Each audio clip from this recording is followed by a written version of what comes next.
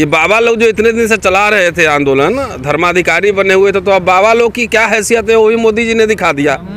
उनकी हैसियत भी दिखा दी बाबाओं की। मोदी जी वर्ण व्यवस्था के हिसाब से पिछड़े हैं तो शूद्र हुए, और शूद्र वहाँ मुख्य अतिथि होगा, और बाबा लोग शंकराचार्य लोग ताली बजाएंगे तो समझिए मनुस्मृति में प्रहार हो रहा है एक तरफ।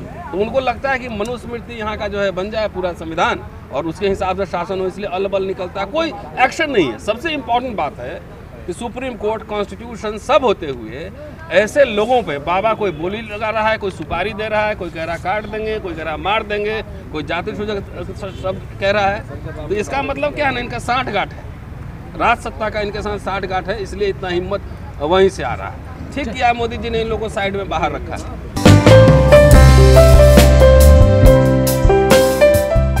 भारत का संविधान सबको अपने विचार रखने और धार्मिक आस्था मानने की स्वतंत्रता देता है।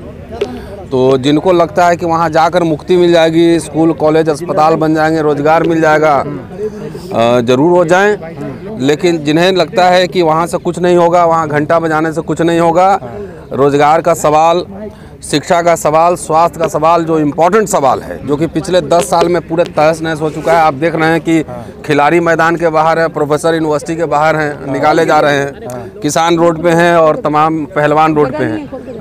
तो जिनको लग रहा है वो जाए, जिनको नहीं लग रहा है नहीं जाए, वो अपने शिक्षा के लिए दिया जलाएं घर में। और ये आवाज़ हम लोग इतने दिन से उठा रहे थे। देखिए अब तो वैचारिकी स्पष्ट हो गई है ना, कि एक तरफ भाई आस्था वाली वैचारिकी होगी और दूसरे तरफ गौतम बुद्ध, रविदास, कबीर और ज्योतिबा फुले, अंबेडकर, पेरियार की विचारधारा होगी, ललित सिंह यादव की होगी, कर्पूरी ठाकुर की होगी, जगदेव बाबू की होगी। यहाँ की बहुसंख्यक आवाम वो शिक्षा से दूर है, स्वास्थ्य से दूर है, रोजगार से दूर है, हर जगह दूर है। दूसरी दमन चक्र जो चल रहा है कि जो आइदर एग्री विथ अस, हमसे सहमत हो, और नहीं तो जेल भेज देंगे, यही है ना। शंकराचार्य से नाराज हो गए हैं। अब शंकराचार्य लोग का जो काम था वो पूरा हुआ। वो जो वो मशाल लेके दौड़ते नहीं है कि आपको 50 मीटर तक जाना है, आप 50 मीटर बाद दूसरा जो है पकड़ लेगा, तो वो जो चला रहे थे पूरा लीला, तो उनका काम खत्म हो गया। राम मंदिर के नाम पर और बाबरी मस्जिद के नाम पर सत्ता में, हुकूमत में जिनको आना था, हुकूमत में आ चुके हैं। जो संस्थाओं पे कब्जा करना था वो कर चुके हैं। तो अब बाबा लोग की जरूरत नहीं, इसलिए वो अपना मठ में बैठ के अपना जो प्रवचन देना है वो प्रवचन देते रहे, उनका काम खत्म। तो बाबा जी कह रहे हैं कि हम सिर्फ मोदी जी उद्घाटन करेंगे तो हम ताली बजाने के लिए तो और क्या, तो और उनका काम क्या है, ताली ही बजाना पड़ेगा ना। इतना दिन से ये सोच में नहीं आ रहा था कि कौन उद्घाटन करेगा, वही बता देना कि धर्मशास्त्रों के हिसाब से उद्घाटन किसको करना चाहिए। मेरी दिलचस्पी तो एकदम मंदिर मस्जिद में नहीं है, मेरी दिलचस्पी कहीं और है। तो फिर वो गलत काम कर रहे हैं, ये देखिए बिल्कुल। ये बाबा लोग से ही पूछिए, बाबा लोग बोलेंगे। तो हाँ, तो बाबा लोग और मोदी जी आपस में फैसला कर ले कौन है सही कौन है गलत। कि बाबा लोग जो इतने दिन से चला रहे थे आंदोलन, धर्माधिकारी बने हुए थे, तो अब बाबा लोग की क्या हैसियत है वो भी मोदी जी ने दिखा दिया। उनकी हैसियत भी दिखा दी बाबाओं की। पिछड़े हैं, इस वजह से इन लोगों को पच नहीं रहे हैं। शायद हो सकता है मोदी जी वर्ण व्यवस्था के हिसाब से पिछड़े हैं तो शूद्र हुए, और शूद्र वहाँ मुख्य अतिथि होगा, और बाबा लोग शंकराचार्य लोग ताली बजाएंगे तो समझिए मनुस्मृति में प्रहार हो रहा है एक तरह से। कह रहे अधूरा मंदिर है, मोदी जी गलत कर रहे हैं बिल्कुल। ये अब चुनाव का समय है ना, वो मंदिर है और ये थोड़ी, वो तो राजनीति है। उसी के दम पे एक मुद्दा था इनके पास 80 के दशक में, राम जन्मभूमि, बाबरी मस्जिद, उसी से सत्ता में आए हैं। तो अब तो सुप्रीम कोर्ट को क्रेडिट लेना चाहिए था हमारे हिसाब से। तो ये सरकार की वजह से तो बना नहीं है, ये सुप्रीम कोर्ट की वजह से बना है। तो वहाँ के चीफ जस्टिस उस समय थे, कोई गोगोई साहब आजकल राज्यसभा में हैं, उनको तो मुख्य यजमान बनाना चाहिए था, और बाकी जो बेंच में हैं उनको जो उप यजमान बनाना चाहिए था। लेकिन कोर्ट से सर, मीडिया की गाड़ियों पर लिखा हुआ है मंदिर वहीं बनाएंगे, तो वायरल है। बना तो लिए, अब उसके बाद क्या घंटा वहीं बजाएंगे? हॉस्पिटल जाने की क्या जरूरत है, स्कूल जाने की क्या जरूरत है? और दूसरी बात है, जो टेलीविजन में बैठ के टेक्नोलॉजी से पाए किए रहता है, उसको बोलिए कि महाभारत के संजय वाला दूरबीन ले आए, वही से मीडिया चलावे। तो वो तो कह दिए हैं कि जो मंदिर जाएगा उसे हॉस्पिटल जाने की जरूरत ही नहीं है। हाँ, तो उसको चेक करना, कभी किसी दिन हॉस्पिटल में दिख जाए तो वीडियो जरूर बनाना उसका, पूछना कि बेटा बच्चे उसे कौन स्कूल में पढ़ रहे हैं। सर, सूत्रों के हवाले से खबर आई है कि प्रोफेसर रतन लाल भी जा सकते हैं 22 तारीख को अयोध्या। सूत्रों के हवाले से खबर है। चलिए, आप वहाँ कैमरा लगा के रखना और मुझे बताओ। मैं जाता हूँ, मैं इतिहास का छात्र हूँ, अगर मैं दक्षिण भारत जाता हूँ तो हम लोग टेम्पल आर्किटेक्चर पढ़ाते हैं। तो बौद्ध मठ में भी जाएंगे, स्तूप भी देखने जाते हैं, मंदिर का आर्किटेक्चर भी देखने जाते हैं। कभी मेरा फोटो बता दो कहीं पूजा करते हुए, कर्मकांड करते हुए। कांग्रेस ने बायकॉट कर दिया है इसका मंदिर। अब ठीक तो है, वो मंदिर है, वो अगर आस्था का प्रश्न है तो थोड़ी है कि जिस दिन उद्घाटन है उसी दिन जाएंगे तो उसी दिन रामलला मिलेंगे। जिनको आस्था है वो तो पहले भी जा सकते हैं, बाद में भी जा सकते हैं। तो ये टर्म एजेंडा जो है बीजेपी आरएस थोड़ी सेट करेगा कि इसी दिन आएंगे तो आप हिंदू होंगे। अरे तरह तरह के हिंदू हैं भारत में, है ना। वो कापालिक है, कालामुख है, शैव है, वैष्णवाइट है, तरह तरह के हिंदू हैं। तो सब आरएसएस जो है और बीजेपी एजेंडा तय थोड़ी करेगा। जिनको मन होगा बाद में भी चला जाएगा, जिनको नहीं मन है अपना घर में रहो। लेकिन सर मीडिया तो कह रहे हैं कि ये जो इंडिया अलायंस बना है सारे बायकॉट कर दिया है। तो ठीक तो किया है, राम विरोध उनके कहने से हो जाएगा। तरह तरह के राम है, 300 रामायण है इस देश में।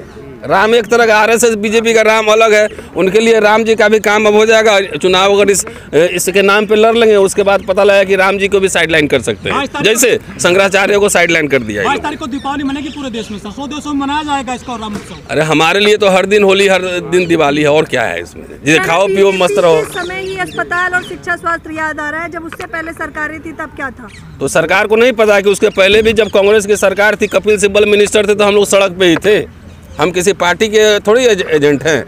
इनके समय में क्या हो रहा है, दिल्ली यूनिवर्सिटी में दिख नहीं रहा है कि एक क्रिमिनल केस जिसपे वो चार्जशीटेड है वो अमेरिका घूम रही है, और एक दलित लड़की रितु सिंह है वो धरना पे बैठी है, पुलिस कितनी बर्बरता से उठाई है, दिख नहीं रहा। ऐसे मैं तो दिल्ली यूनिवर्सिटी में कितने साल से जुड़ा हुआ हूँ, 30 साल से ज़्यादा से जुड़ा हुआ हूँ।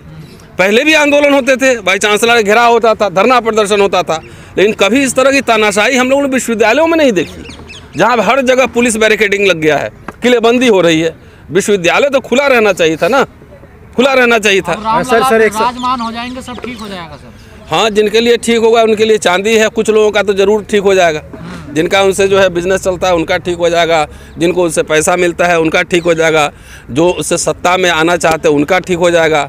लेकिन बाकी आम जनता का क्या है, ये तो आप सबके सामने है, बार बार रिपीट करने की क्या जरूरत है। एक सवाल ले ले, कह रहे हैं कि मोदी जी जो है मंदिरों को लूट रहे हैं, उनकी तिजोरियों पे कब्जा कर रहे हैं। देखिए कौन कर मंडलम स्वामी है, बीजेपी के सांसद भी। उनको एक दिन प्रेस वार्ता करके विस्तार से इस पे प्रकाश डालना चाहिए कि कौन क्या कब्जा कर रहा है। सर क्या लग रहा है, जिस तरह से पुलवामा हमले के ऊपर जो वोट मांगा गया था, मोदी जी ने वोट मांगा है, उसी तरह से अगर राम मंदिर उद्घाटन हुआ है, क्या इस पर भी वोट मांगा जाएगा?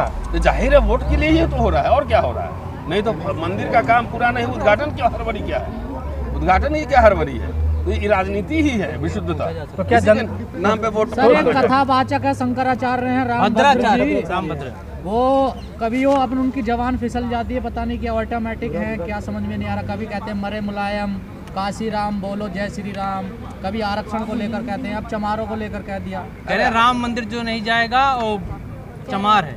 चमारों से कितना डर लगता है, ये सोचो, डरता है ना चमारों से, इसीलिए वो निकल जाता है। लेकिन सर राम फालतू फालतू आदमी पे क्या टिप्पणी करना सर शंकराचार्य हालतू क्या हो गया, फालतू मोदी जी मिलते हैं उनसे, शराब दे देंगे। उनको बोलो वहीं से शराब देगा, हमको बहुत दिन से शराब दे रहा है सब। लेकिन सर नहीं हो रहा है। जो रामभद्राचार्य आंखों से अंधे हैं, इनको कहाँ से आ गए इतने जातिवादी, कुछ पढ़े लिखे भी नहीं है, किताब नहीं पढ़ी इन्होंने, तो अंधा कैसे पढ़ सकता है मनुस्मृति को और ये वेदों को ग्रंथों को? क्यों ब्राइल अब नहीं आ गया है, पढ़ने का भी आ गया। नंबर 1, डॉक्टर अम्बेडकर ने कहा है कि प्रथाएं कई बार इतनी प्रबल होती हैं जिसके आगे कानून भी फीका पड़ जाता है। तो जहाँ बचपन से ही यही जनेऊ लीला की ट्रेनिंग दी जाती हो मनुस्मृति की, तो वो तो generation to generation oral communication में सुनते सुनते किसके साथ बैठना है, कौन कौन जात है, तो घर ही में इसकी ट्रेनिंग हो जाती है। तो इसके लिए नज़र की ज़रूरत नहीं है, इसके लिए नज़रिए की ज़रूरत है। तो वो तो कहेंगे उनको संस्कार ही वही है, वो संविधान और मनुस्मृति की सीधी लड़ाई चल रही है। तो उनको लगता है कि मनुस्मृति यहाँ का जो है बन जाए पूरा संविधान और उसके हिसाब से शासन हो, इसलिए अलबल निकलता है, कोई एक्शन नहीं है। सबसे इम्पोर्टेंट बात है कि सुप्रीम कोर्ट, कॉन्स्टिट्यूशन सब होते हुए ऐसे लोगों पे बाबा कोई बोली लगा रहा है, कोई सुपारी दे रहा है, कोई कह रहा काट देंगे, कोई कह रहा मार देंगे, कोई जाति सूचक शब्द कह रहा है। तो इसका मतलब क्या है ना, इनका साठगांठ है, राज सत्ता का इनके साथ साठगांठ है, इसलिए इतना हिम्मत वहीं से आ रहा है। ठीक किया मोदी जी ने इन लोगों को साइड में बाहर रखा है।